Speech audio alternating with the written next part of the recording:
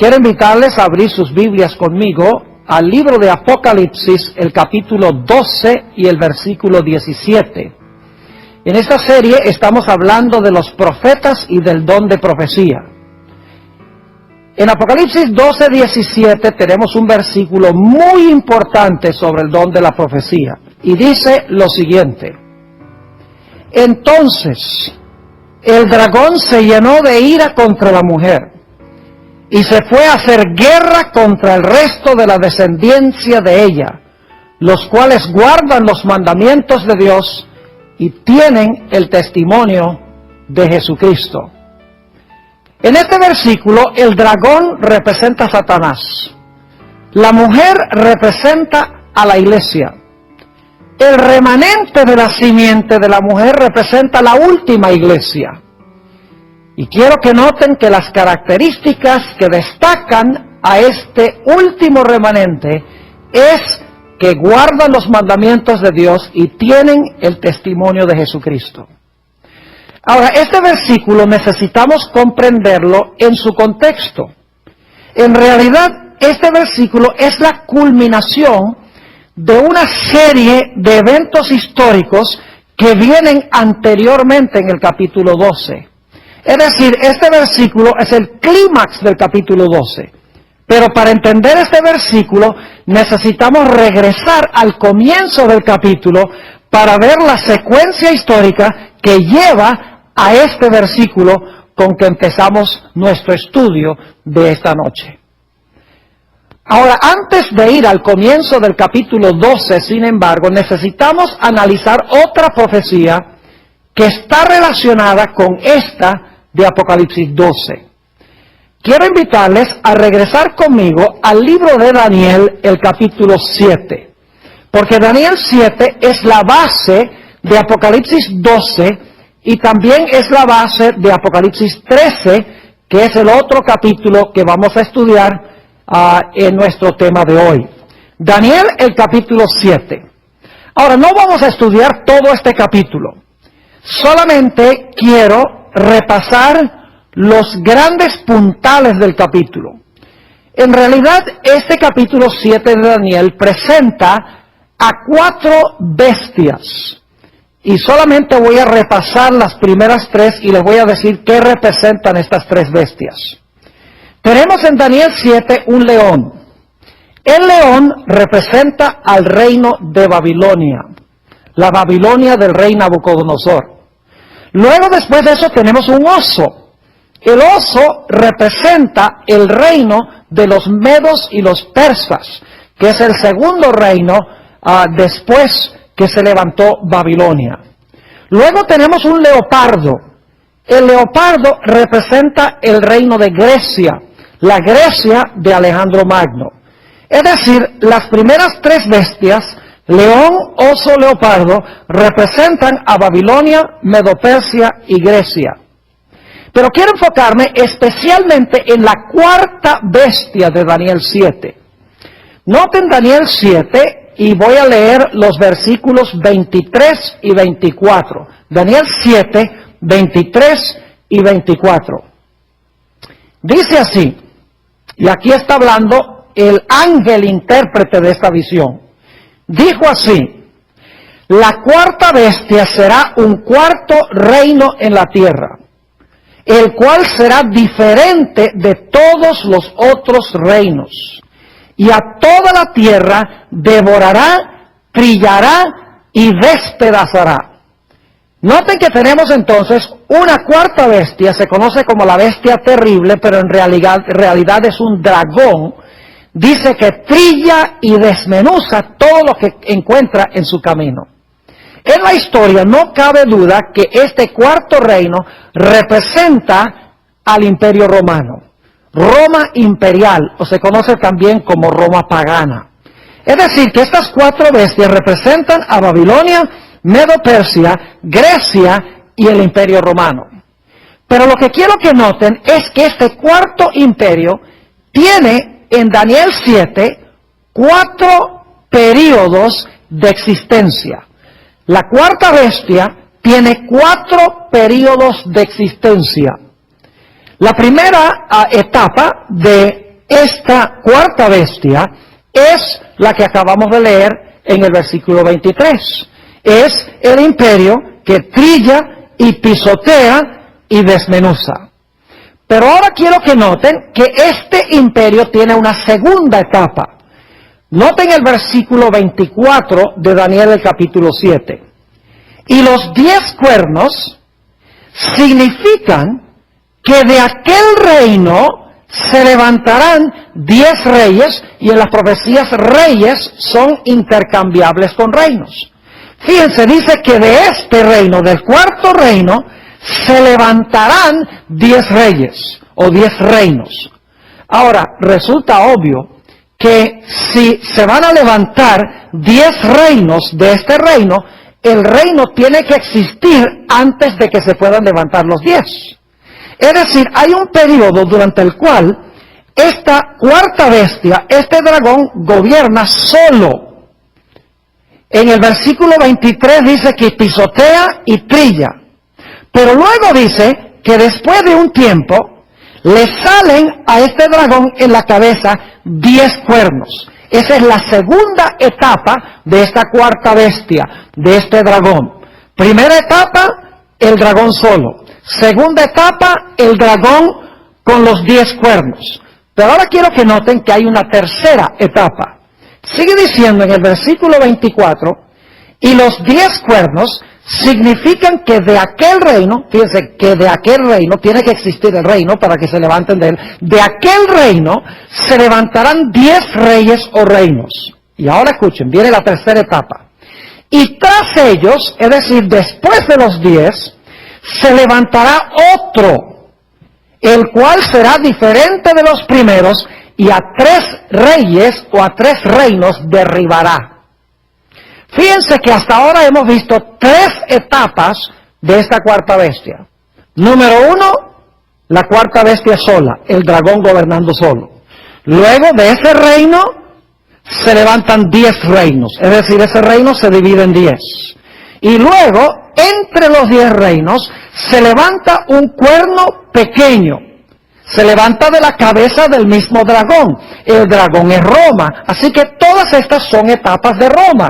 El imperio romano dividido en 10 reinos, y el imperio romano bajo el dominio de ese cuerno pequeño. Ahora surge la pregunta, ¿cuánto tiempo iba a gobernar el cuerno pequeño después que se levantara? El versículo 25 lo explica. Daniel 7 y el versículo 25. Hablando del cuerno pequeño dice, hablará palabras contra el Altísimo. Y quiero que recuerden estos detalles porque vamos a volver a ellos. Hablará palabras contra el Altísimo. Y a los santos del Altísimo quebrantará. Y pensará en cambiar los tiempos y la ley. Y ahora fíjense el periodo de tiempo. Y serán entregados en su mano hasta tiempo y tiempos y medio tiempo. Ahora, tiempo, tiempos y medio tiempo son 3 años y medio. No hay erudito bíblico que discrepe con esta interpretación. Todos están de acuerdo de que tiempo es un año, tiempos son 2 años y medio tiempo, medio año. Pero este es un pasaje profético. Así que hay que convertir a estos años literales en años proféticos. Ahora, en la Biblia, un año tiene 360 días. Así que lo que tenemos que hacer es multiplicar 360 por 3,5. Y si ustedes hacen esa operación, 3,5 por 360 días que tiene cada uno de esos años, el total son 1260 días. Pero en las profecías, días equivalen a años. Es decir, que son 1260 años que iba a gobernar este cuerno pequeño. Y quiero que recuerden esta expresión, tiempo, tiempos y la mitad de un tiempo, porque vamos a volver después a esa expresión. Ahora, yo mencioné que esta cuarta bestia tiene 4 etapas de dominio. La cuarta etapa está sobreentendida, es decir, no está explícita aquí en Daniel el capítulo 7, pero se sobreentiende que si el cuerno pequeño va a gobernar 1260 años, o tiempos y la mitad de un tiempo, y este cuerno pequeño va a ser destruido, según Daniel 7, cuando Jesús venga, entonces tiene que estar en existencia cuando Jesús venga. Su dominio no terminó cuando concluyeron los 1260 años.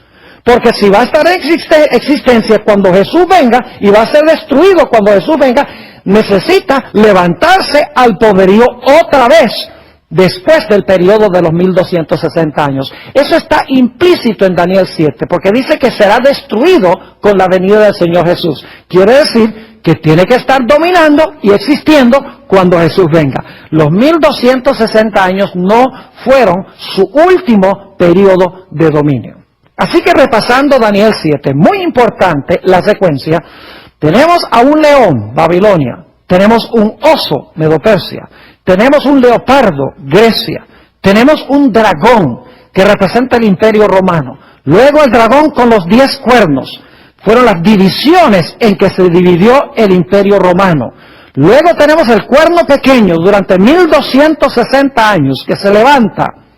Ese es el periodo de Roma papal, vamos a encontrar, que termina en el año 1798, del 538 a 1798.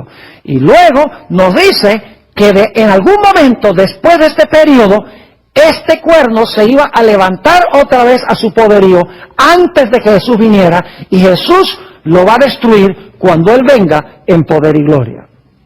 Ahora tenemos el marco necesario para comprender Apocalipsis 12.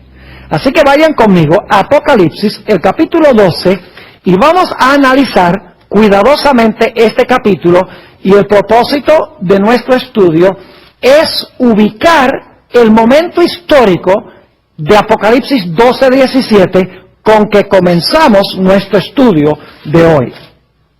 Apocalipsis, el capítulo 12 y el versículo 1. Ahora, quiero decirles que Apocalipsis 12 sigue la misma secuencia de Daniel 7, el mismo orden de reinos de Daniel el capítulo 7. Sin embargo, los primeros 3 reinos en Apocalipsis 12 no están explícitos, sino que están implícitos, no se mencionan directamente. Les voy a demostrar eso bíblicamente. Vamos a Apocalipsis 12 y el versículo 1. Dice, apareció en el cielo una gran señal, una mujer vestida del sol, con la luna debajo de sus pies y sobre su cabeza una corona de 12 estrellas. Ahora, ¿qué representa esta mujer? En la Biblia, una mujer representa la iglesia, y como está vestida del sol, significa que esta es la iglesia pura de Jesucristo. Noten que tiene 12 estrellas, una corona con 12 estrellas. El número 12 es el número de las tribus de Israel. Es decir, esta mujer representa al Israel de Dios del Antiguo Testamento. Y alguno podrá decir, pero Pastor Bor, ¿cómo sabe usted que no es el Israel del Nuevo Testamento, la iglesia? Porque también hubo 12 apóstoles. La razón es muy sencilla. Sabemos que el número 12 aquí, en Apocalipsis 12:1 específicamente, se aplica al Israel del Antiguo Testamento, porque cuando Juan ve a esta mujer, el bebé todavía no ha nacido. Y vamos a encontrar que el bebé es Jesús. El Nuevo Testamento no comienza, la iglesia no comienza antes del nacimiento de Jesús. Es decir, que claramente Apocalipsis 12 nos indica que cuando esta mujer está embarazada, está a punto de dar a luz a este niño que es Jesús. Esa es la iglesia del Antiguo Testamento que va a traer al Mesías al mundo, porque Jesús era de la simiente de David y era la simiente de Abraham, es decir, nació del pueblo de Israel del Antiguo Testamento. Ahora noten el versículo 2. Y estando encinta, clamaba con dolores de parto en la angustia del alumbramiento. Fíjense que el bebé todavía no ha nacido en este momento. Y ahora noten el versículo 3. También apareció otra señal en el cielo. He aquí un ¿qué? Un gran dragón escarlata, que tenía 7 cabezas y ¿cuántos cuernos? Y 10 cuernos, y en sus cabezas 7 diademas. ¿Tenemos un dragón en Apocalipsis 12? ¿Cómo no? ¿Cuántos cuernos tiene el dragón? El dragón tiene 10 cuernos. Pregunta, ¿en Daniel 7 teníamos también un dragón? ¿Cómo no? ¿Cuántos cuernos tenía el dragón? Tenía 10. Ahora, escuchen bien. En Daniel 7 teníamos un león, oso, leopardo, dragón. Aquí Apocalipsis 12 comienza con el dragón. Aunque se sobreentiende que los 3 otros reinos precedieron al dragón porque la mujer se presenta antes de que el bebé nazca. Es decir, el Antiguo Testamento es el periodo de Babilonia, Medo-Persia y Grecia. El cuarto reino, Roma, es el reino cuando nace Jesús. Es decir, que Daniel 7 comienza con Babilonia, Medo-Persia, Grecia y Roma. Apocalipsis 12 empieza con el cuarto reino, empieza con el dragón explícitamente, pero se sobreentiende que los otros reinos existieron antes porque la mujer es la iglesia del Antiguo Testamento cuando gobernaron esos reinos. Pero explícitamente Apocalipsis 12 comienza con el cuarto reino que se menciona en Daniel capítulo 7. Ahora yo pregunto, en Daniel 7, ¿qué representaba la cuarta bestia, el dragón? Ya lo vimos. Representaba el imperio ¿qué? El imperio romano. Aquí, ¿qué representa el dragón? El dragón también representa ¿qué cosa? Al imperio romano. ¿Y cómo sabemos eso? Noten lo que dice el versículo 3. Dice, también apareció otra señal en el cielo. He aquí un gran dragón escarlata que tenía 7 cabezas y 10 cuernos, y en sus cabezas 7 diademas. Y luego vamos al versículo 4. Y su cola arrastraba la tercera parte de las estrellas del cielo y las echó sobre la tierra. Y ahora viene la parte clave. Y el dragón se paró frente a la mujer que estaba para dar a luz, a fin de devorar a su hijo tan pronto como naciese. Yo pregunto, ¿qué imperio fue el que usó Satanás para procurar matar a Jesús? Fue Roma. Herodes era un gobernante romano. Pilato era un gobernante romano. Es decir, que este dragón que se para delante de la mujer para devorar al niño cuando el niño nazca, es Satanás quien está obrando a través de la cuarta bestia, a través del imperio romano.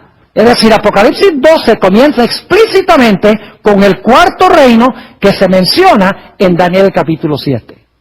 Y quiero que noten también que este dragón, según leímos, ¿tiene cuántos cuernos?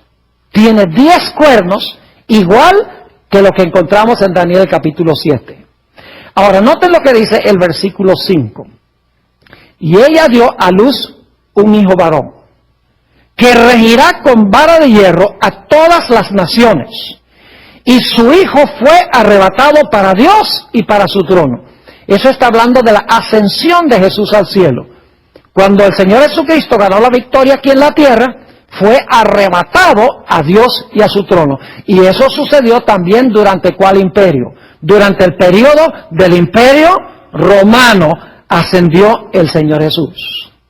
Es decir, que en Apocalipsis 12 tenemos sobreentendido el Antiguo Testamento cuando gobierna el león, el oso y el leopardo, pero explícitamente comienza con el dragón. Y el dragón tiene 10 cuernos. Igual que en Daniel 7 tenemos león, oso, leopardo, dragón con 10 cuernos. Ahora, recuerdan que después del dragón de los 10 cuernos se levantó un cuerno ¿qué? Un cuerno pequeño.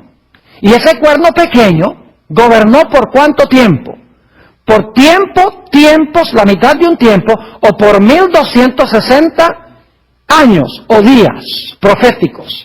Quiere decir entonces que en Apocalipsis 12 ya hemos visto el periodo del Antiguo Testamento, hemos visto la cuarta bestia, el dragón, que trató de matar al niño, que es Roma, hemos visto que ese dragón tiene 10 cuernos. La próxima etapa tiene que ser el periodo de tiempos y la mitad de un tiempo. Si esta profecía es paralela a Daniel 7.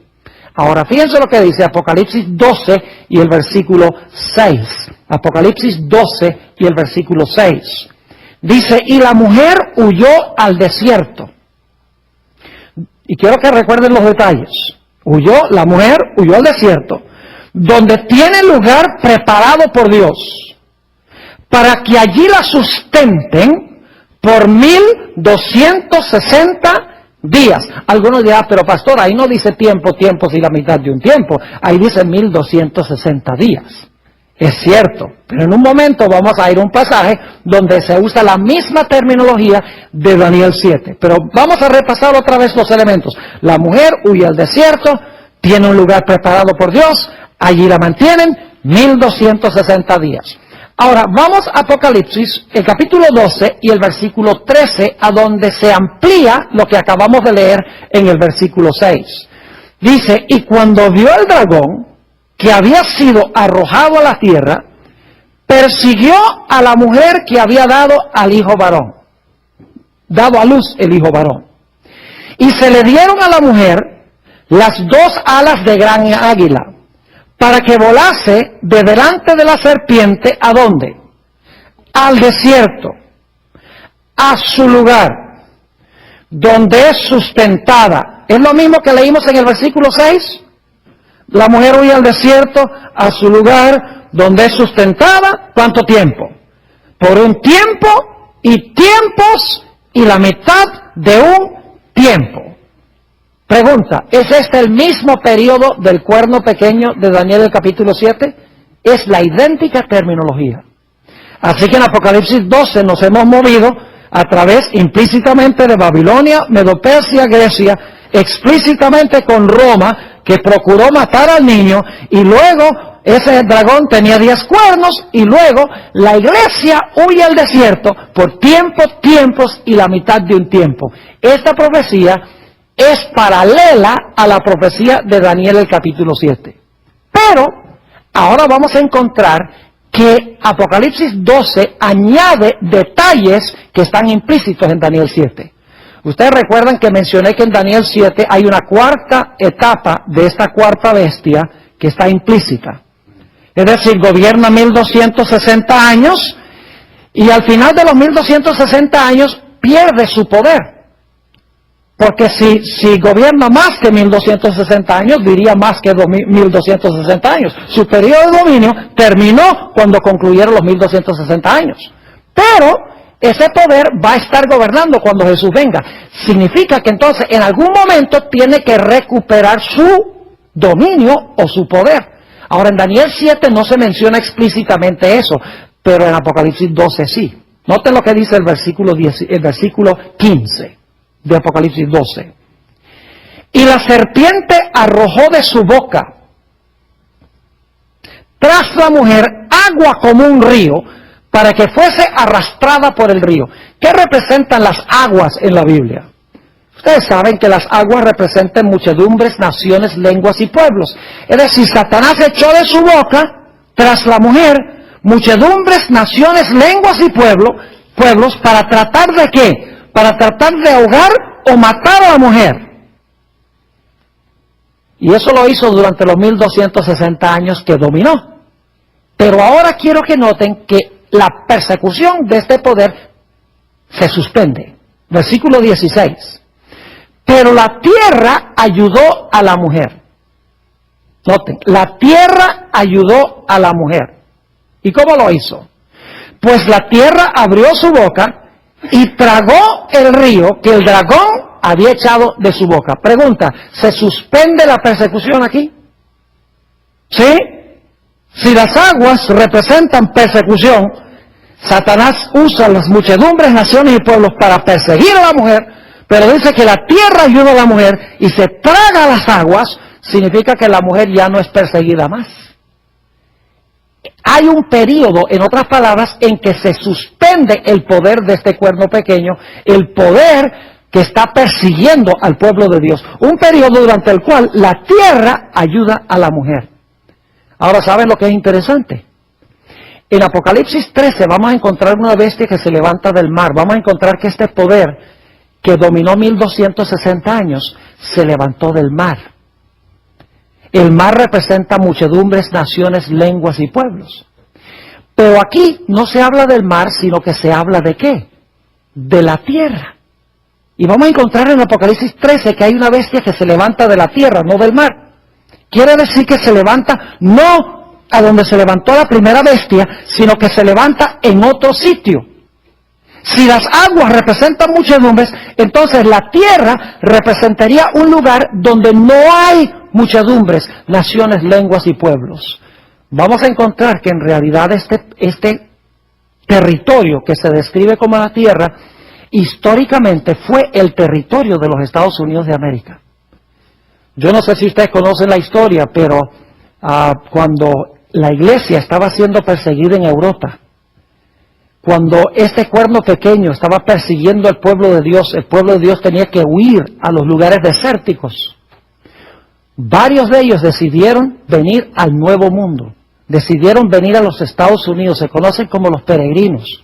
Y los Estados Unidos les proveyó refugio a estas personas, un lugar escasamente poblado originalmente en los Estados Unidos. No era como Europa, donde estaba el centro de la civilización, donde había muchedumbres de naciones y gentes y lenguas. No, vinieron a un lugar desolado que se describe como la tierra donde no había aguas. Y los Estados Unidos le proveyó un refugio a aquellos que estaban siendo perseguidos por este sistema. Vamos a encontrar aquí que la tierra representa el territorio de los Estados Unidos que le dio refugio al pueblo perseguido de Dios en Europa cuando vinieron a este lugar buscando plena libertad de conciencia y establecieron un gobierno del pueblo, para el pueblo y por el pueblo, un gobierno que separa la iglesia y el Estado, una iglesia que garantiza un Estado que garantiza plena libertad de conciencia. Ahora, ¿ustedes creen que al diablo le gusta este arreglo de que la tierra esté ayudando a la mujer, de que se haya terminado la persecución? Claro que no, el diablo le encanta la persecución. Así que quiero que noten la secuencia aquí. Dice, la tierra ayuda a la mujer, y luego nos dice en el versículo 17, ahora llegamos al contexto de ese versículo con que comenzamos nuestro estudio. Dice, entonces, después que la tierra ayuda a la mujer, dice, entonces el dragón se llenó de ira contra la mujer. ¿Por qué se llenó el dragón de ira contra la mujer? Porque la tierra ayudó a la mujer. Se tragó las aguas de la persecución y el dragón no podía perseguir más a la mujer. Pero aquí dice que cuando la tierra ayudó a la mujer, dice, el dragón se llenó de ira contra la mujer y se fue a hacer ¿qué cosa? Guerra, otra vez persecución, guerra contra el remanente de la simiente de ella, los cuales guardan los mandamientos de Dios y tienen el testimonio de Jesucristo. Ahora, es muy importante este pasaje que acabamos de estudiar, de Apocalipsis 12, porque nos da la cronología de cuándo se iba a levantar este remanente final. Notemos nuevamente que Apocalipsis 12 comienza en el Antiguo Testamento. Implícitamente está Babilonia, Medo-Persia y Grecia, porque la mujer que está aquí representa la iglesia del Antiguo Testamento, porque el bebé todavía no ha nacido. Pero explícitamente en Apocalipsis 12 tenemos el dragón, que es la cuarta bestia de Daniel 7. Y hemos visto que ese dragón tenía ¿cuántos cuernos? 10 cuernos, que son las 10 divisiones de Roma. Y nos dimos cuenta que después del dragón con 10 cuernos, el dragón persiguió ¿a quién? A la mujer, ¿por cuánto tiempo? Tiempos y la mitad de un tiempo. Pero cuando ese periodo terminó, 1260 años, la tierra ahora le proveyó refugio a los que estaban siendo perseguidos, se tragó las aguas de persecución y por un tiempo cesó la persecución. Pero nos dice que como resultado Satanás se airó. Después del periodo de paz, Satanás se airó contra la mujer y se fue a hacer guerra contra el remanente de la simiente de ella, los cuales guardan los mandamientos de Dios y tienen el testimonio de Jesucristo. Entonces yo pregunto, ¿a dónde debemos nosotros buscar al verdadero remanente de Dios? ¿En Europa? No. Porque dice que el dragón se airó contra la mujer después que la tierra ayudó a la mujer. Y la tierra, hemos visto, representa ¿qué cosa? representa el territorio de los Estados Unidos. En un momento vamos a ver en Apocalipsis 13 el gobierno de los Estados Unidos. Pero en Apocalipsis 12 el énfasis es que la tierra, el territorio le dio refugio a la mujer. Es decir, el pueblo remanente de Dios hay que hallarlo en la tierra. En segundo lugar, hay que buscar ese remanente después del año 1798.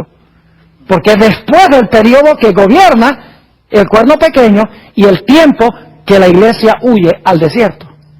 En tercer lugar, tiene que ser un remanente que guarda los mandamientos de Dios. ¿Cuántos de los mandamientos? Todos.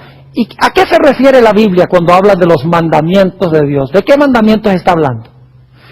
Vayan conmigo, no tenemos mucho tiempo para leer todos los versículos, pero vayan conmigo al Evangelio según San Marcos, el capítulo 7. San Marcos, el capítulo 7. ¿Qué significa la expresión los mandamientos de Dios?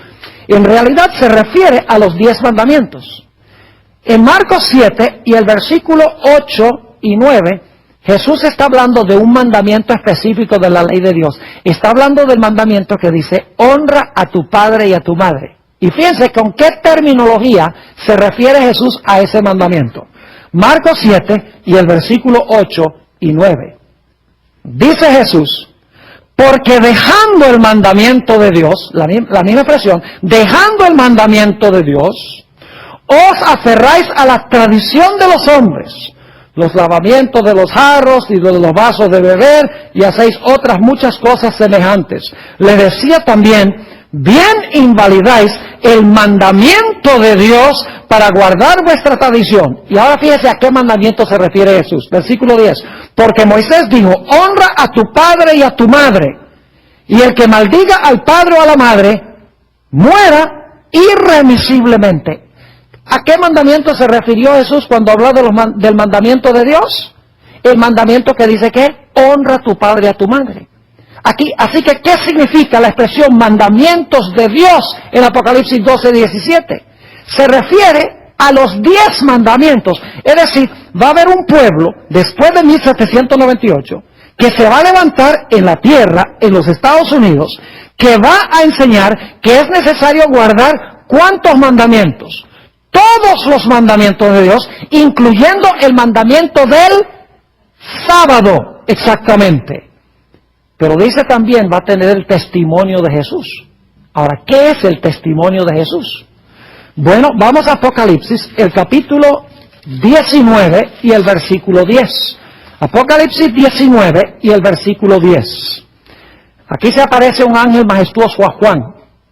Y Juan siente el deseo de adorarlo. Dice allí en el versículo 10, yo me postré a sus pies para adorarle. Y él me dijo, mira, no lo hagas, yo soy consiervo tuyo y de tus hermanos que retienen el testimonio de Jesús. ¿Qué es lo que tienen los hermanos de Juan? ¿Qué es lo que retienen? ¿El qué?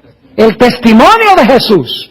Sigue diciendo, adora a Dios porque el testimonio de Jesús es el espíritu de la profecía. Y como vimos en nuestra primera presentación, se le llama espíritu de la profecía porque el Espíritu Santo es el que da el don de la profecía. Es uno de los dones del Espíritu Santo. Por eso se llama espíritu de la profecía. Es decir, que este remanente iba a tener en su medio, ¿qué cosa? El don de la profecía. Ahora vamos también a Apocalipsis, el capítulo 22, y vamos a leer los versículos 8 y 9. Apocalipsis 22 y el versículo 8 y el versículo 9. Una escena muy semejante a la que acabamos de leer. Dice, yo Juan soy el que oyó y vio estas cosas. Y después que las hube oído y visto, me postré para adorar a los pies del ángel que me mostraba estas cosas. Pero él me dijo, mira, no lo hagas, porque yo soy consiervo tuyo, y ahora escuchen, y de tus hermanos los profetas. Ahora eso es muy importante, porque en Apocalipsis 19:10 vimos que los hermanos de Juan tienen el testimonio de Jesús. Aquí dice que los hermanos de Juan son ¿qué? Profetas. Es decir, el testimonio de Jesús es ser un profeta, según la Sagrada Escritura. Es decir, que el remanente final de Dios iba a tener el don de la profecía. Es decir, que si usted quiere conseguir la iglesia que Dios va a usar en los últimos días, la iglesia remanente de Dios, usted tiene que buscar 4 características. Número 1, tiene que surgir después de 1798 en la secuencia que hemos visto. En segundo lugar, tiene que levantarse originalmente en la tierra, que vamos a encontrar representa el territorio de los Estados Unidos. En tercer lugar, tiene que ser un pueblo que enseña que es necesario guardar todos los mandamientos de Dios. Y en cuarto lugar, es una iglesia que debe poseer en su medio el don de profecía, el espíritu de profecía, que es tener un profeta en su medio. Lo dice la Biblia, no lo digo yo. Por eso es importante seguir la secuencia de Daniel 7 y de Apocalipsis el capítulo 12. Ahora necesitamos ir a la última profecía que vamos a estudiar en el día de hoy. La profecía de Apocalipsis el capítulo 13. Apocalipsis el capítulo 13. Fascinante esta profecía. Sigue el mismo orden de Daniel 7 y de Apocalipsis el capítulo 12. El mismo orden, pero con diferentes símbolos. Apocalipsis 13 y el versículo 1. Me paré sobre la arena del mar y vi subir del mar una bestia que tenía 7 cabezas y 10 cuernos. Y en sus cuernos 10 diademas y sobre sus cabezas un nombre blasfemo. Y ahora viene el versículo clave. Y la bestia que vi era semejante a un leopardo, y sus pies como de oso, y su boca como de león, y el dragón le dio su poder y su trono y grande autoridad. Ahora, ¿de qué les hace pensar ese versículo? De Daniel 7, ¿no es así? ¿Tenemos un león aquí? Claro. ¿Tenemos un oso? Sí. ¿Tenemos un leopardo? Claro. ¿Tenemos un dragón? ¿Cómo no? ¿Y cuántos cuernos tiene el dragón? Según vimos en Apocalipsis 12, tiene 10 cuernos. Esto es paralelo a Daniel 7, pero ahora quiero que noten algo muy interesante. En Daniel el capítulo 7, los reinos están en orden de atrás hacia adelante. Porque se presenta en Daniel 7 el león, el oso, el leopardo y el dragón. Pero en Apocalipsis 12 están en orden inverso. Está el dragón, luego el leopardo, y luego el oso, y luego el león. ¿Por qué razón en Apocalipsis el capítulo 13 se encuentran estos poderes en orden inverso? Es muy sencillo. Porque Daniel está viviendo en el tiempo del león, en Babilonia, y está mirando hacia adelante. Mientras que Juan está viviendo en el periodo del dragón y está mirando hacia atrás. Es decir, que viven en diferentes épocas. Daniel en el tiempo de Babilonia y Juan en el tiempo del reino romano. Por eso Juan mira hacia atrás y Daniel mira hacia adelante. Ahora, quiero que noten entonces que tenemos un león, que sería Babilonia, tenemos un oso, Medo-Persia, tenemos un leopardo, Grecia, tenemos un dragón, Roma, y vimos que el dragón tiene 10 cuernos, y luego ¿a quién le da este dragón con 10 cuernos su autoridad y su poder? Se lo da a la bestia, según Apocalipsis 13. Ahora, lo que yo quiero mostrarles es que la bestia de Apocalipsis 13 es el mismo cuerno pequeño de Daniel 7, pues estamos siguiendo la misma secuencia. ¿Ve? León, oso, leopardo, dragón, y el dragón tiene 10 cuernos. En Daniel 7, el dragón de 10 cuernos le da su autoridad al cuerno pequeño. En Apocalipsis 13 le da su autoridad a la bestia. La bestia es lo mismo que el cuerno pequeño. Ahora se los voy a comprobar. Noten Apocalipsis el capítulo 13 y el versículo 7, lo que hace esta bestia cuando recibe su poder. Apocalipsis 13 y el versículo 7. Y se le permitió hacer guerra contra los santos y vencerlos. Pregunta, ¿fue eso lo mismo que hizo el cuerno pequeño? ¿Persiguió a los santos? ¿Cómo no? Dice, y se le permitió hacer guerra contra los santos y vencerlos. También se le dio autoridad sobre todo pueblo, lengua y nación y tribu. Ahora noten Apocalipsis 13 y el versículo 5. Dice, también se le dio boca que hablaba grandes cosas y blasfemias. Pregunta, ¿el cuerno pequeño también habló grandes cosas contra el Altísimo? Claro que sí. La bestia hace lo mismo que lo que hizo ¿quién? El cuerno pequeño. Es el mismo poder, pero con diferentes símbolos. Ahora, ¿cuánto tiempo gobierna la bestia? ¿Será que la bestia gobierna al mismo tiempo que el cuerno pequeño? ¿Cómo no? Noten Apocalipsis el capítulo 13 y el versículo 5 nuevamente. Y también se le dio boca que hablaba grandes cosas y blasfemias, y se le dio autoridad para actuar ¿cuánto tiempo? 42 meses. Y alguno dirá, pastor, no es el mismo periodo. Porque en Daniel 7 dice tiempos y la mitad de un tiempo. Está bien, en Apocalipsis 12 también dice tiempos y la mitad de un tiempo, y 1260 días. Pero aquí dice 42 meses, no puede ser el mismo periodo. Claro que sí lo es. Ahora, en la Biblia, el año bíblico tiene 360 días, como les mencioné. Lo cual significa que el mes bíblico tiene que tener 30 días. Porque usted divide 12 entre 360 y ¿cuánto le da? 30. Es decir, el mes bíblico tiene 30 días. Ahora, como son 42 meses y cada uno tiene 30 días, hay que multiplicar 30 por 42. ¿Y a que no adivinan cuánto da esa operación 30 por 42? Da 1260 días. Es el mismo periodo, la bestia gobierna el mismo periodo que lo que gobernó el cuerno pequeño, el mismo periodo en que la iglesia huyó al desierto perseguida por el dragón. Ahora, ustedes recuerdan que en Apocalipsis, el capítulo 12, la tierra vino al rescate y ayudó a la mujer, y el cuerno pequeño, este periodo de persecución, se suspendió por un rato. ¿Será que en Apocalipsis 13 tenemos la misma idea? ¿Cómo no? Noten lo que dice Apocalipsis 13 y el versículo 3, hablando de esta bestia. Dice, y vi una de sus cabezas como herida de muerte. Recibió una herida mortal cuando terminaron los 1260 años, se le quitó su poder. ¿Cómo no? Dice, y vi una de sus cabezas como herida de muerte. Ahora necesitamos preguntarnos, ¿qué es esa herida mortal y con qué se le suministró la herida mortal? En realidad, si vamos a Apocalipsis el capítulo 13 y el versículo 10, vamos a encontrar la clave de lo que le dio la herida mortal a este poder. Apocalipsis 13 y el versículo 10. Dice, si alguno lleva en cautividad, va en cautividad. Este poder llevaba cautivo al pueblo de Dios. Dios dice, ahora tú vas a ser llevado cautivo.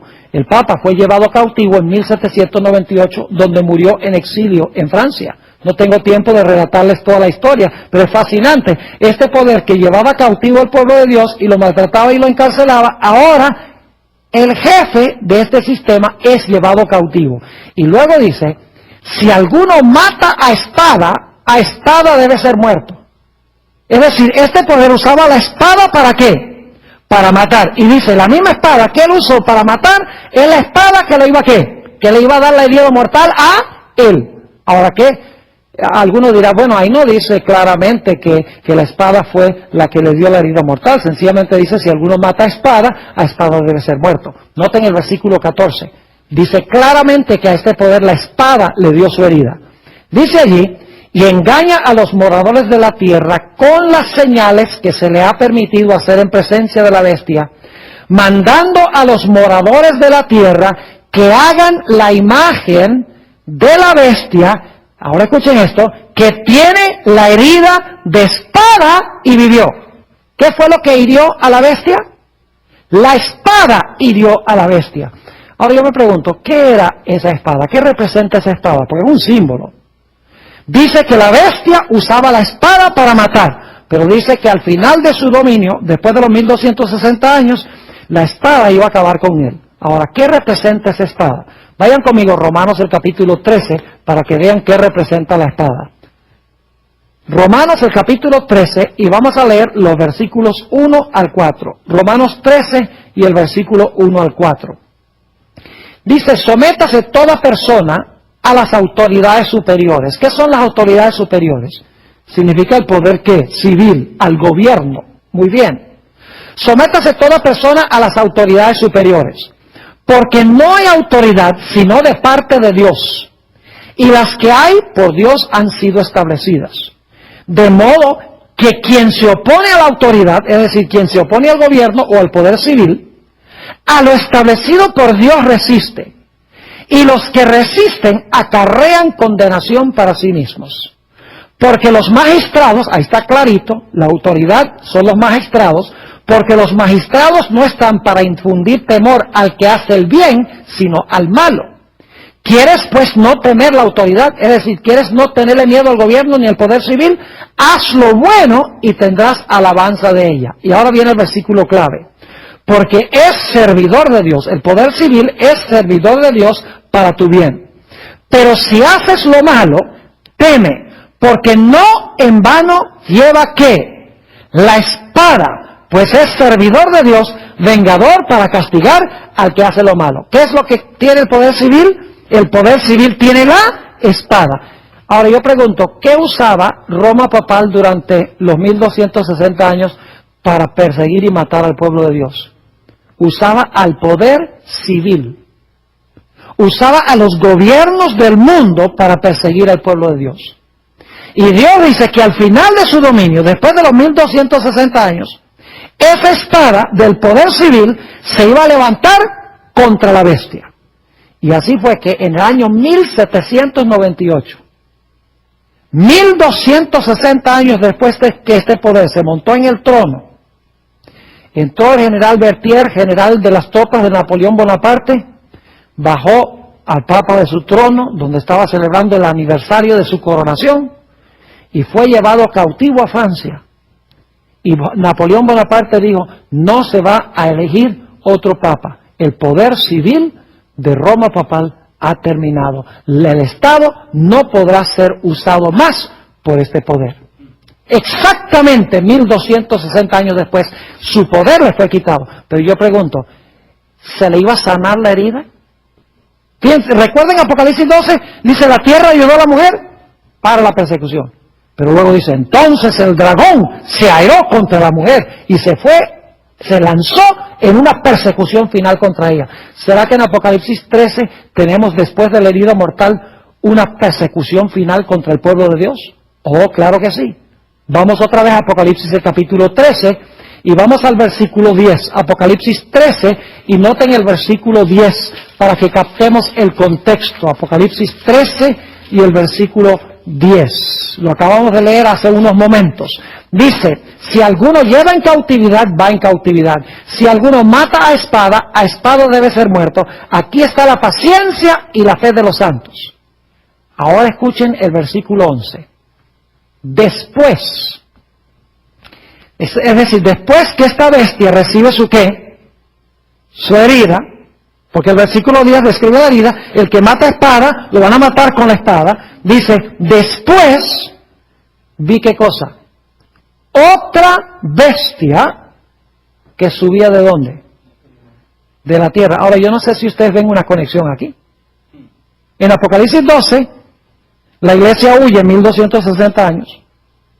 La tierra ayuda a la mujer para la persecución, el territorio de los Estados Unidos. Pero luego dice que el dragón se llena de ira y viene otra vez persecución. En Apocalipsis 13 tenemos la bestia que gobierna 42 meses. Recibe una herida mortal, es decir, por un tiempo cesa la persecución. Pero luego dice que su herida mortal es sanada y otra vez hay ¿qué cosa? Persecución. Ahora, en Apocalipsis 12, cuando dice que la tierra ayudó a la mujer, está hablando del territorio de los Estados Unidos, del área geográfica a donde vino la gente de Europa para refugiarse. Pero en Apocalipsis 13 se habla de la nación que se levanta en ese territorio. Porque en la Biblia una bestia representa un poder político, representa una nación, representa un gobierno. Es decir, de la tierra que le dio refugio a la mujer en Apocalipsis 12, de la tierra ahora se levanta una bestia que es una nación. Y fíjense que dice, tiene 2 cuernos semejantes a los de un cordero. Es decir, es una bestia que tiene 2 principios semejantes a los de Cristo, porque el cordero representa a Jesús. Pero escuchen bien, dice, pero hablaba como un dragón. Fíjense entonces, la misma secuencia tenemos en Apocalipsis 13, que en Daniel 7 y que Apocalipsis 12. Tenemos el dragón, tenemos los 10 cuernos, tenemos el periodo de 1260 años, se suspende la persecución, luego entonces viene una gran persecución final. En Apocalipsis 12, la tierra ayuda a la mujer, se traga las aguas y luego el dragón se aira. En Apocalipsis 13, esta bestia se levanta de la tierra, pero termina hablando como un ¿qué? Como un dragón. Y luego, si ustedes siguen leyendo, empezando en el versículo 12 de Apocalipsis 13, van a descubrir que viene la gran persecución final contra el pueblo de Dios. Dice que esta nación, los Estados Unidos, que le dio refugio a la gente que huyó de Europa, en vez de portarse como Cristo, se va a portar como el dragón, se va a portar como Satanás. Y va a perseguir al pueblo de Dios, y va a imponer la marca de la primera bestia. Va a imponer la marca de la bestia que gobernó 42 meses. Es decir, que esa bestia va a recuperar su poder por la ayuda de este poder que se levanta de la tierra, la ayuda de los Estados Unidos de América. Ahora, yo quiero que ustedes noten, y este texto es muy importante, qué nombre se le da a esta segunda bestia. Porque es una bestia que profesa ser de Cristo, tiene 2 cuernos como de cordero, pero en realidad habla como un dragón. Es decir, es diferente que lo que profesa. Ahora, fíjense qué nombre se le da a este poder en Apocalipsis 16 y el versículo 13. Apocalipsis 16 y el versículo 13. Ya hemos visto el dragón, ¿verdad que sí? En Apocalipsis 12 vimos el dragón. En Apocalipsis 13 vimos la bestia, ¿correcto? Y en Apocalipsis 13 vimos una segunda bestia que se levanta de la tierra. Es decir, son 3 poderes: dragón, bestia y la segunda bestia que se levanta de la tierra. Ahora fíjense los nombres que se le dan en Apocalipsis 16, 13. Dice, y vi salir de la boca del dragón. Ese es Apocalipsis 12. ¿Y de la boca de quién? De la bestia. Ese es Apocalipsis 13, 1 al 10. ¿Y de la boca de quién? Del falso profeta. ¿Qué nombre tiene este poder que se levanta de la tierra? Se le llama ¿el qué? El falso profeta. Ahora, no pierdan este punto, que es el más importante que voy a compartir con ustedes acá. Vimos que al terminar los 1260 años, Dios iba a levantar un pueblo que guarda los mandamientos de Dios y tiene un profeta en su medio verdadero. Pero en Apocalipsis, el capítulo 13, nos dice que se va a levantar otro poder, y este poder también va a tener el don profético, pero va a ser un don profético ¿qué? Falso, porque se le llama falso profeta. Ahora yo pregunto, según la Biblia, ¿en los últimos días va a haber falsos profetas? Vamos a leer 2 textos ya hacia el final de nuestro estudio. Vamos al Evangelio según San Mateo, el capítulo 24, y vamos a leer el versículo 24. San Mateo, el capítulo 24 y el versículo 24. Yo quiero que ustedes noten aquí claramente que en los últimos días va a haber falsos profetas. Y ya leímos en Apocalipsis que vamos a tener el falso profeta. Se me ocurre preguntar, ¿ustedes creen que si hay falsos profetas va a haber uno verdadero? ¿Saben ustedes? El diablo nunca falsifica lo que Dios no tiene verdadero. Si Dios no va a tener verdaderos profetas, ¿para qué falsos? Note lo que dice San Mateo capítulo 24 y el versículo 24. Dice, porque se levantarán falsos cristos y falsos profetas y harán grandes señales y prodigios, de tal manera que engañarán, si fuere posible, aún a quienes, aún a los escogidos, según dice aquí. Entonces, en los últimos días vamos a tener, y esto lo vamos a estudiar en un tema futuro, donde cuando hablemos de este cuerno pequeño que pensó que podía cambiar los tiempos y la ley, pero por ahora quiero que noten que la gran batalla final va a ser entre el verdadero don de profecía y el falso don de profecía. Porque según Apocalipsis 12, 17, después de los 1260 años, hay un periodo de paz, y luego dice que Dios tendrá un pueblo remanente que guarda los mandamientos de Dios y tiene el testimonio de Jesús, el verdadero don de profecía. Pero en Apocalipsis 13 dice que después de los 42 meses, viene también un periodo de paz, periodo de la herida mortal. El periodo cuando se levanta esta bestia de la tierra, se comporta como Jesús. Pero luego dice que va a hablar como un dragón. Y la Biblia lo llama el falso profeta. Es decir, la gran guerra final va a ser entre el verdadero don de profecía y el falso don de profecía. Satanás va a procurar falsificar lo que Dios tiene verdadero. Entonces, resumiendo, si queremos conseguir el pueblo a través del cual Dios obra en los últimos días, tiene que tener 4 características. Número 1, tiene que levantarse después de 1798. Número 2, tiene que levantarse durante el periodo de paz en los Estados Unidos, en la tierra, el lugar donde se levanta este gobierno, este poder civil de Apocalipsis 13. En tercer lugar, es un pueblo que tiene que guardar los mandamientos de Dios, todos los mandamientos de Dios, incluyendo el mandamiento del sábado. Y en cuarto lugar, tiene que tener en su medio la voz profética. Tiene que tener un profeta en su medio que la Biblia llama el testimonio de Jesucristo. Hay una sola iglesia en el mundo que cuadra con esas especificaciones y es la iglesia adventista del séptimo día. En su visión, el don de profecía es una señal distintiva del pueblo remanente de Dios en el tiempo del fin, y por ello insiste en que debe ser estudiado, valorado y obedecido.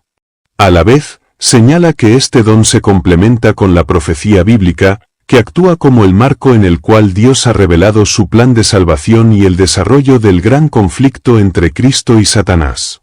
La naturaleza de la profecía.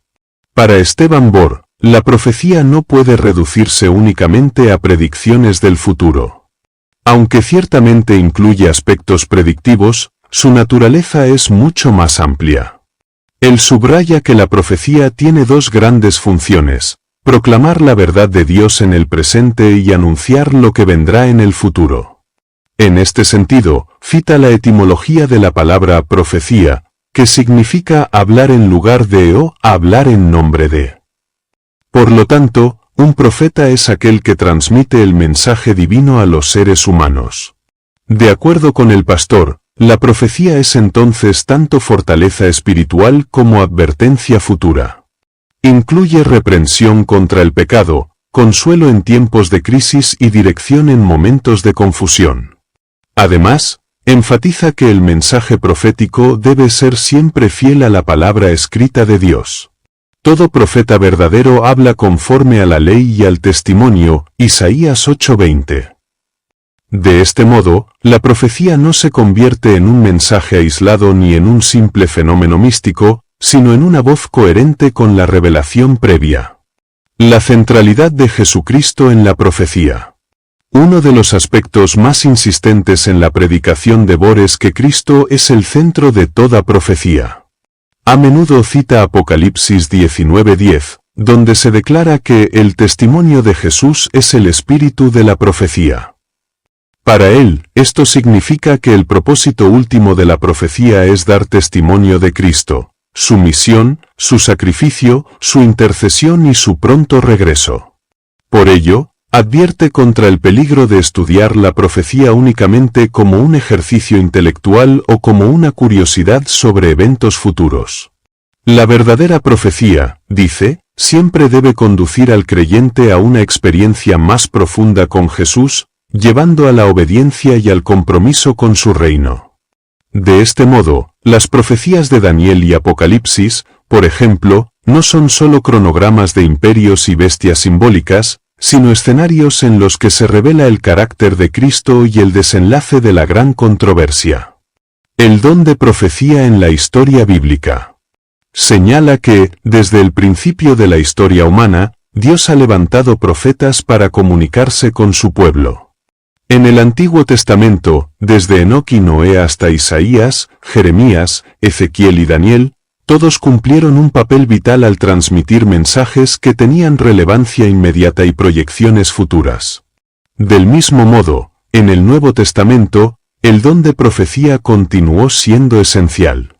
Juan el Bautista fue presentado como el mayor de los profetas por preparar el camino del Mesías. Los apóstoles también recibieron visiones y revelaciones. Pablo menciona en 1 Corintios 12 y Efesios 4 que el don de profecía, junto con otros dones espirituales, fue dado para la edificación de la Iglesia. El pastor resalta que este patrón revela un principio fundamental. En cada etapa de la historia, Dios ha proveído el don profético como un canal de comunicación directa con su pueblo. Así como el Israel antiguo y la Iglesia apostólica tuvieron profetas, también el pueblo remanente en el tiempo del fin debe tenerlo.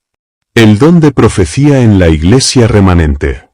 Una de las afirmaciones más contundentes es que el don de profecía es una de las señales distintivas de la Iglesia remanente de Dios. Basándose en Apocalipsis 12:17, donde se describe al remanente como aquellos que guardan los mandamientos de Dios y tienen el testimonio de Jesucristo, explica que este testimonio es precisamente el espíritu de profecía.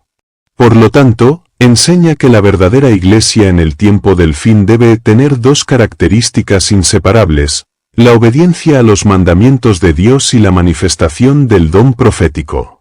Sin estos elementos, no podría identificarse como el pueblo remanente. Para los adventistas, sostiene, este don se ha manifestado de manera especial en el ministerio de Elena G. de White, cuyas visiones, escritos y consejos han servido para guiar a la Iglesia en doctrina, práctica y misión. Defensa del espíritu de profecía. Dedica un énfasis especial a defender la inspiración y relevancia de los escritos de Elena G. White. Afirma que, así como los profetas bíblicos fueron levantados en su tiempo para dar dirección, también Dios levantó a esta mensajera en el siglo XIX para orientar a su Iglesia en medio de la complejidad de los tiempos finales. Insiste en que los escritos de White no sustituyen a la Biblia, sino que la iluminan y la aplican al contexto contemporáneo. Los llama una luz menor que conduce a la luz mayor.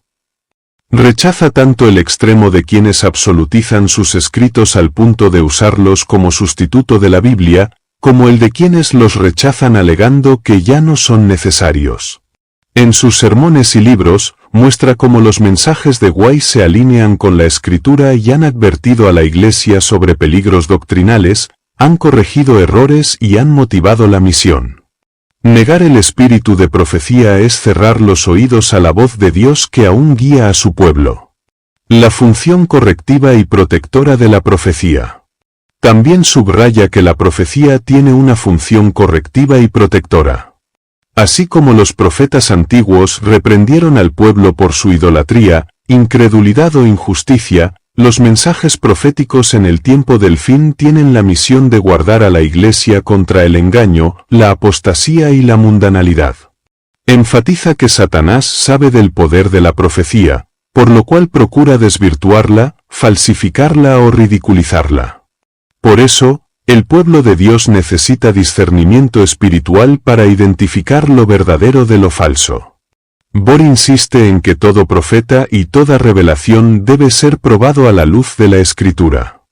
En este marco, advierte contra el auge de falsos profetas, manifestaciones carismáticas sin sustento bíblico, y tendencias que buscan reemplazar el mensaje profético con experiencias emocionales o filosóficas humanas.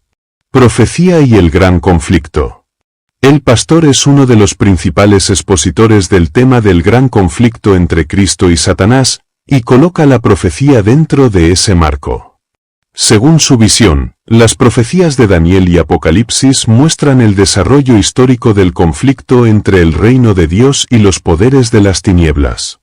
La profecía, entonces, no es un relato aislado de bestias y símbolos, sino un mapa divino que muestra cómo se libra la batalla en la historia y cómo finalmente Cristo triunfará. Recalca que el estudio de la profecía fortalece la fe porque confirma que Dios tiene el control de los acontecimientos y que nada escapa a su plan eterno.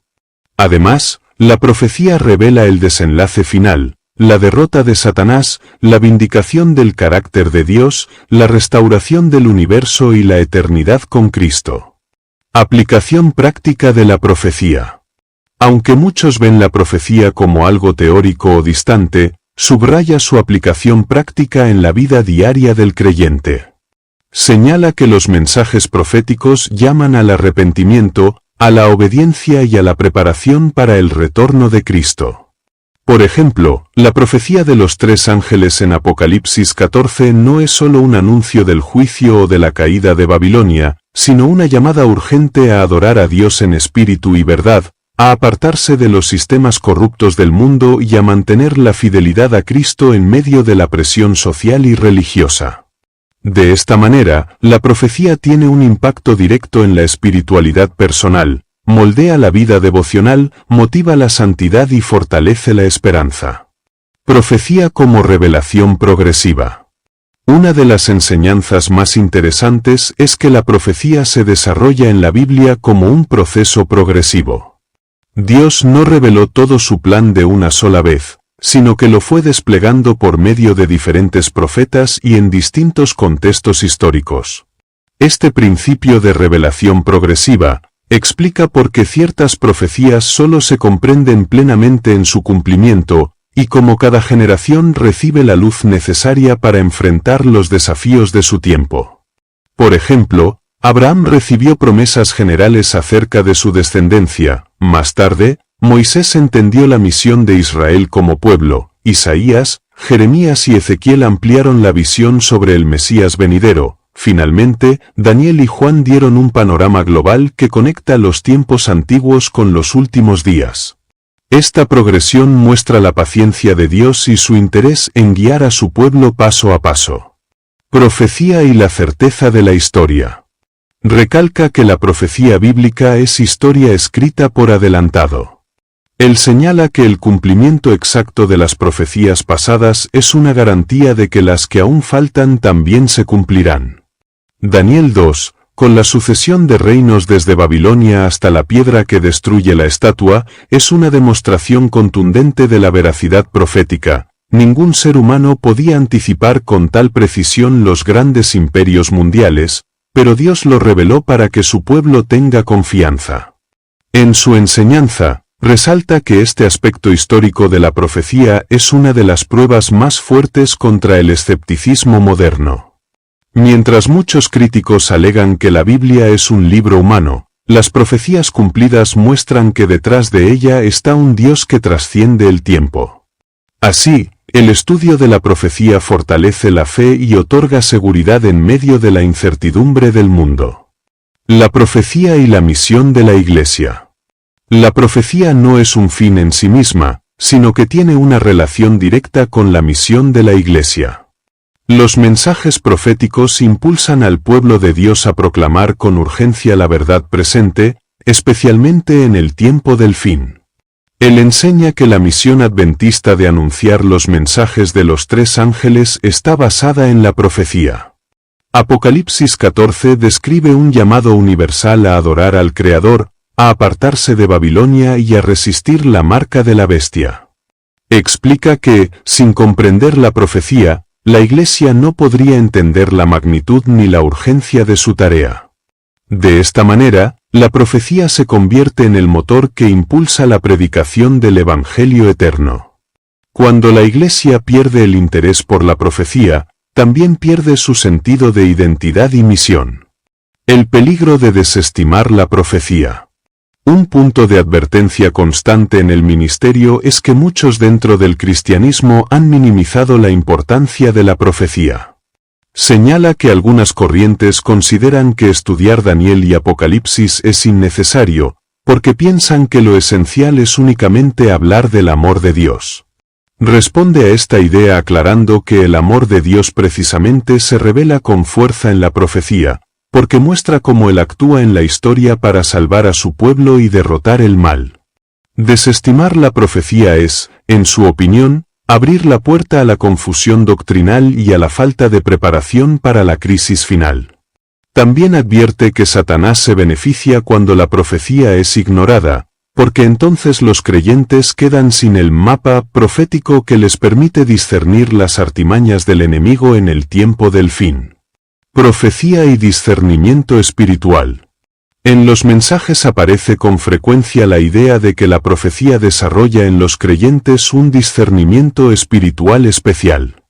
El estudio profundo de la profecía despierta la mente, agudiza la conciencia moral y fortalece la capacidad de reconocer la verdad frente al error. Él relaciona este concepto con la parábola de las 10 vírgenes. Las prudentes tenían aceite en sus lámparas porque se habían preparado anticipadamente, mientras que las insensatas fueron sorprendidas sin luz. Bohr explica que el aceite es el Espíritu Santo, y una de sus funciones principales es iluminar al creyente mediante la comprensión de la palabra profética. De esta forma, la profecía no solo es información, sino una herramienta espiritual que prepara al pueblo para no ser engañado. La profecía y el tiempo del fin. Uno de los énfasis más característicos es la aplicación de la profecía a los acontecimientos del tiempo del fin. Sus conferencias detallan cómo las visiones de Daniel y Apocalipsis se están cumpliendo en los movimientos políticos, económicos y religiosos de la actualidad. Enseña que la alianza entre poderes políticos y religiosos anunciada en Apocalipsis 13 se está gestando, y que los eventos globales muestran la preparación para la imposición de la marca de la bestia. El papel de los Estados Unidos, el papado y el ecumenismo son piezas centrales en este escenario profético. Sin embargo, insiste en que el propósito de estas advertencias no es generar miedo, sino fortalecer la fe en Cristo y despertar una preparación espiritual seria. Para él, estudiar la profecía es indispensable para no ser sorprendidos por la crisis final. Profecía y esperanza en la segunda venida. Aunque muchas profecías hablan de pruebas y conflictos, destaca que su propósito final es dar esperanza. Todas ellas apuntan al gran acontecimiento de la segunda venida de Cristo. Explica que la profecía es como una antorcha que alumbra en la oscuridad. Segunda de Pedro 1:19. Vivimos en un mundo de caos, guerras, injusticias y engaños. Pero la profecía nos recuerda que Jesús vendrá pronto para poner fin a la historia del pecado. Por eso, lejos de ser un motivo de temor, la profecía es una fuente de gozo y consuelo para los creyentes. En este punto, conecta la profecía con la esperanza escatológica. Cada predicción cumplida, cada señal observada en el mundo, confirma que la promesa del regreso de Cristo es segura. Profecía y santidad de vida. Enseña que el estudio de la profecía debe producir transformación en la vida del creyente. No basta con tener información sobre el futuro, lo esencial es que ese conocimiento lleve a una experiencia de santidad y fidelidad. Él cita con frecuencia 1 de Juan 3:3. Todo aquel que tiene esta esperanza en él, se purifica a sí mismo, así como él es puro. Es decir, quien espera el cumplimiento de las promesas proféticas no puede vivir descuidadamente, sino que busca reflejar el carácter de Cristo en su vida diaria. De esta manera, la profecía se convierte en una motivación para la consagración personal, prepara a los creyentes para estar firmes en la prueba y para dar un testimonio coherente en medio de un mundo incrédulo. Profecía y educación cristiana. Un aspecto menos conocido, pero igualmente importante en esta enseñanza, es su aplicación de la profecía al campo de la educación cristiana. Afirma que la formación de los niños y jóvenes debe estar arraigada en el estudio de la palabra profética. Según él, enseñar a las nuevas generaciones a valorar la profecía es clave para que comprendan su identidad como pueblo de Dios y no se dejen arrastrar por las corrientes del mundo. La educación profética no solo se limita a lo teórico, sino que incluye cultivar un sentido de misión, fidelidad y preparación para la venida de Cristo. Alerta que cuando las instituciones educativas pierden el interés por la profecía, inevitablemente se deslizan hacia la secularización y pierden su propósito original. El don de profecía como un regalo de gracia. También subraya que el don de profecía es una manifestación de la gracia de Dios hacia su Iglesia. No se trata de un privilegio humano, sino de un regalo divino para guiar y proteger al pueblo. Recuerda que Dios no tenía la obligación de enviar profetas, pero en su misericordia lo hizo para evitar que su pueblo caminara a ciegas. Así fue con Noé antes del diluvio, con Moisés antes de la entrada a Canaán, y con Elena de White en el nacimiento del movimiento adventista. Cada vez, el don profético fue una expresión de amor paternal. Este énfasis en la gracia ayuda a comprender que la profecía no es un instrumento de condenación, sino de dirección y salvación. Profecía y la adoración verdadera. Otro aspecto clave es que la profecía está estrechamente vinculada con la adoración. Muchas profecías bíblicas, especialmente en Apocalipsis, giran en torno a la pregunta, ¿a quién adorar? Explica que la crisis final tendrá como centro el tema de la adoración, adorar al Creador o al poder de la bestia. La profecía revela que este será el punto decisivo en el conflicto final.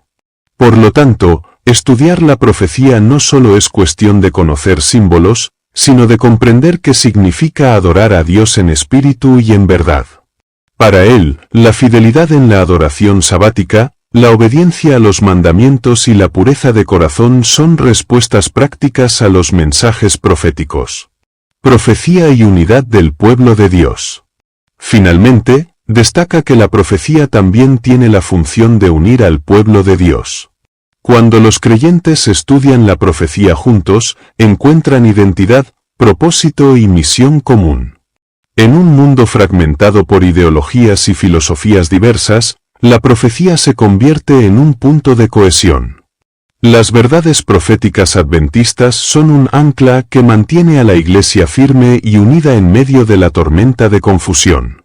De esta manera, el don de profecía y el estudio de la profecía en general fortalecen la comunión de la Iglesia y preparan a los creyentes para enfrentar como un solo cuerpo las crisis del fin. El pastor presenta una visión amplia y profunda del don de profecía y de la profecía en general. Sus enseñanzas muestran que la profecía es revelación progresiva, historia anticipada, guía para la misión de la Iglesia, protección contra el engaño, fuente de esperanza, motivación para la santidad, base de la educación cristiana, expresión de la gracia de Dios, eje de la adoración verdadera y elemento de unidad para el pueblo de Dios. En sus palabras, estudiar y aceptar la profecía no es opcional, sino vital para el pueblo remanente. Negar o minimizar este don sería rechazar una de las herramientas más preciosas que Dios ha provisto para preparar a su Iglesia en los tiempos finales. Por lo tanto, exhorta a los creyentes a estudiar diligentemente las profecías bíblicas, a valorar el don profético manifestado en la Iglesia, y sobre todo, a permitir que estas verdades transformen la vida y conduzcan a una relación más íntima con Cristo. Porque al final, como él mismo repite con frecuencia, toda profecía tiene un único propósito: exaltar a Jesús y preparar un pueblo fiel para su pronto regreso.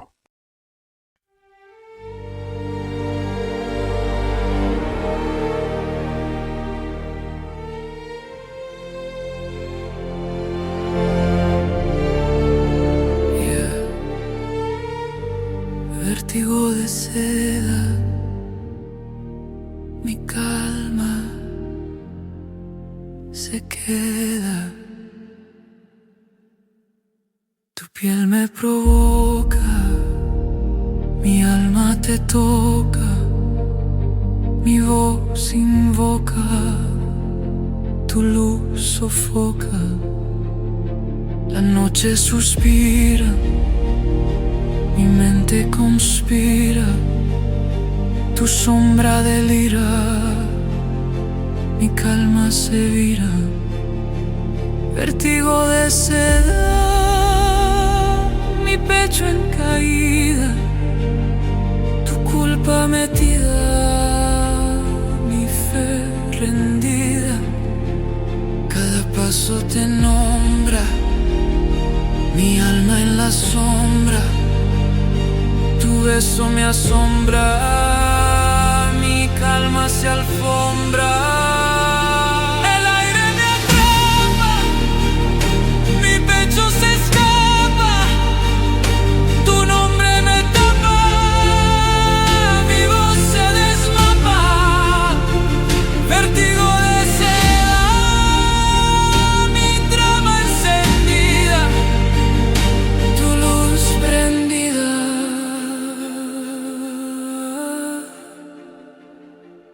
piel vencida.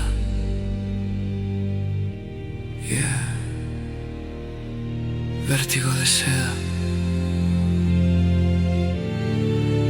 Mi alma completa.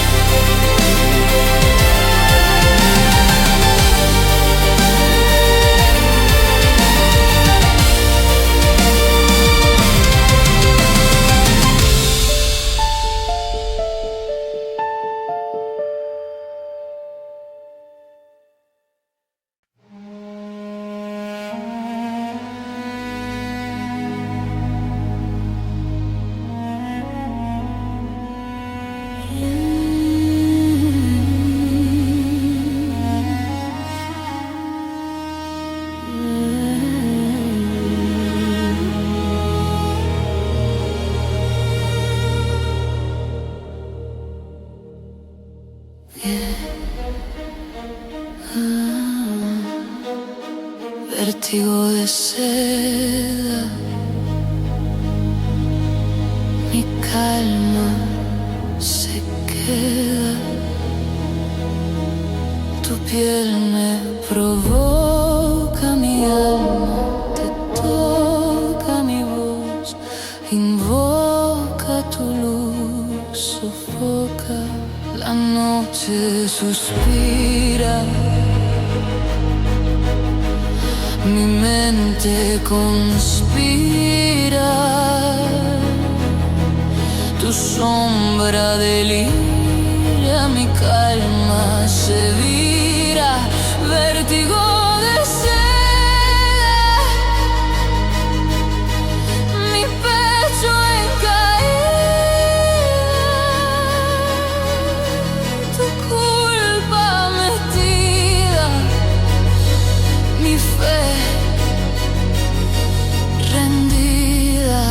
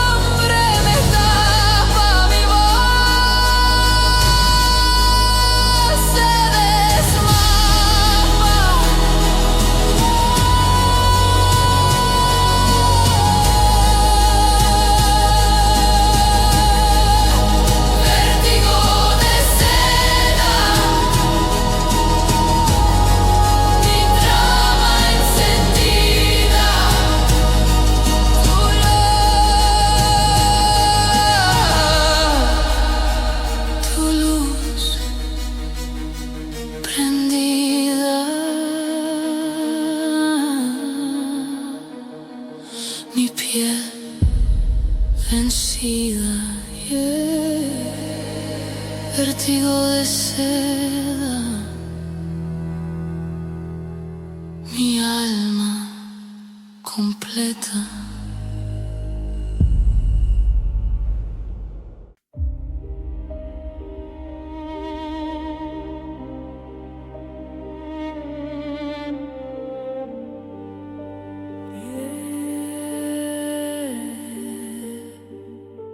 Vértigo de seda, mi calma se queda. Tu piel me provoca, mi alma te toca, mi voz invoca, tu luz sofoca. Suspira, mi mente conspira, tu sombra delira, mi calma se vira. Vértigo de sed, mi pecho en caída, tu culpa metida, mi fe rendida. Cada paso te nombra, mi alma en la sombra, tu beso me asombra, mi calma se alfombra, el aire me atrapa, mi pecho se escapa, tu nombre me tapa, mi voz se desmapa.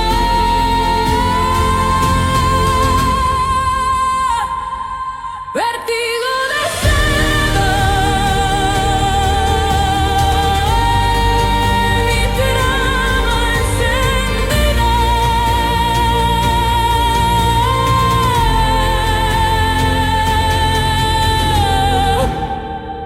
tu luz prendida, mi piel vencida.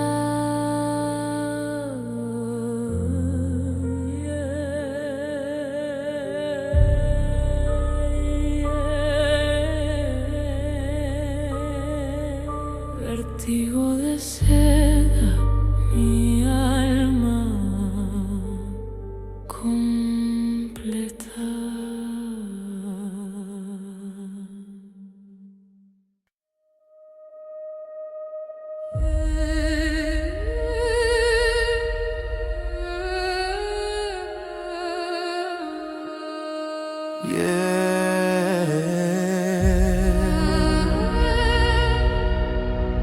Vértigo de seda, mi calma se queda, tu piel me provoca, mi alma te toca, mi voz invoca,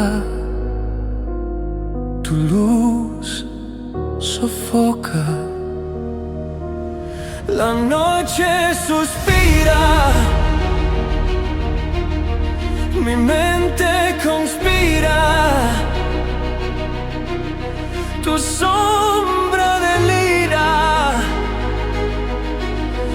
mi calma se vira.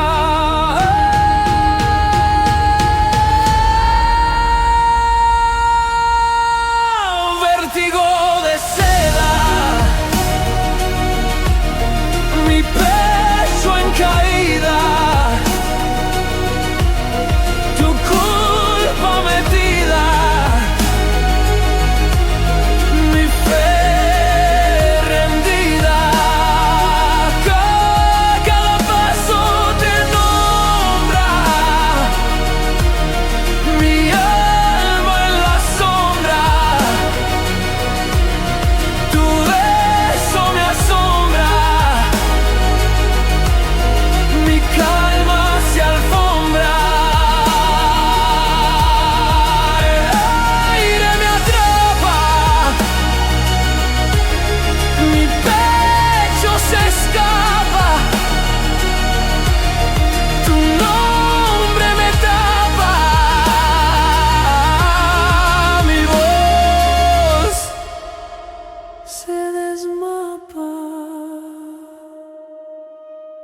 vértigo de seda, mi trama encendida,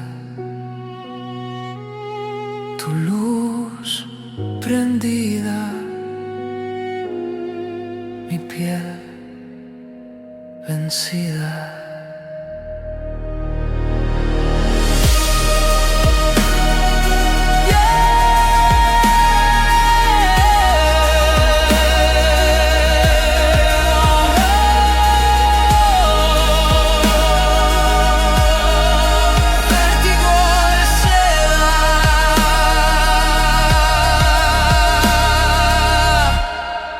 Mi alma completa.